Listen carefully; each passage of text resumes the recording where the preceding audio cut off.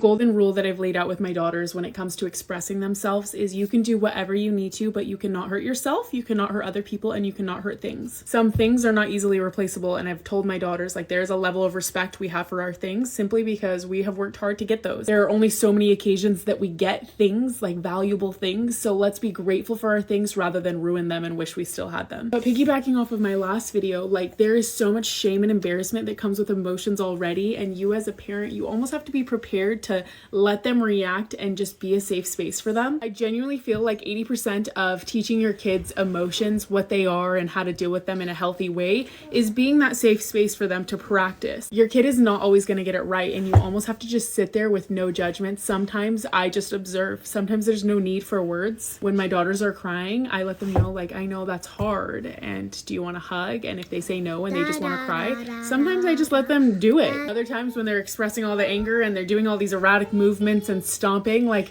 I ask them what's going to make them feel better.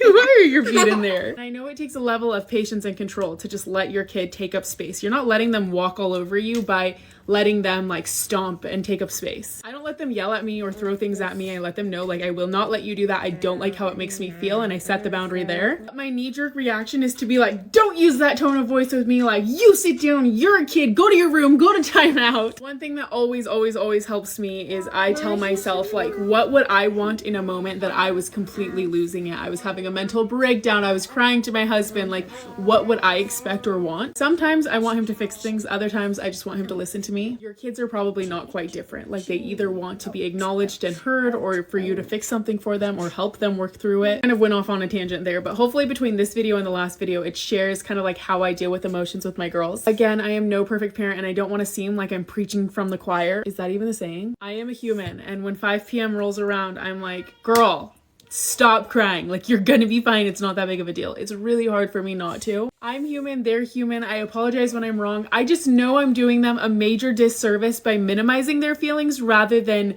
teaching them valuable lessons that they'll be able to use for the rest of their life. How to recognize, label, and deal with their feelings in a healthy way. It's later and I'm editing this video, but I just realized I didn't give any helpful advice on how to handle the situation if your kid throws the toothbrush. I always tell my girls, you can be angry, but you can't be hurting something, or you can't be hurting yourself, or you can't be hurting someone else. If they're so dysregulated and they need my help, like me stepping in, I might grab their toothbrush and be like, I can't let you throw your toothbrush, you're gonna break it. If they were hitting, I would step in and hold their hands and say, I can't let you hit me, that hurts. Probably put the toothbrush away and say, like, we'll try again later when you're a little more calmed down. When your kid is super dysregulated, throwing things, screaming, having a tantrum, like, it's not really the time and place to like sit there and try to talk reason into them. They're so, like, their frontal lobe is just so far gone. So I'd revisit and talk to them about it when they were calm.